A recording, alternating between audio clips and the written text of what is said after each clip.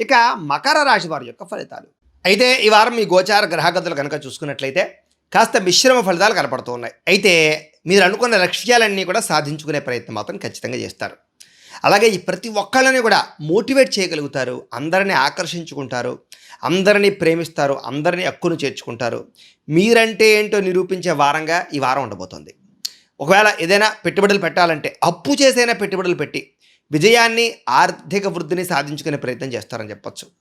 ఆర్థిక వృద్ధితో పాటుగా తోటి వారిని కూడా పెంచాలి, ఎదగాలి, నాతో పాటు నా చుట్టుపక్కల వాళ్ళు కూడా ఒక స్థాయికి వెళ్ళాలనేటటువంటి ఆలోచన చేసి అందరికీ ఐడియాలు ఇస్తారు.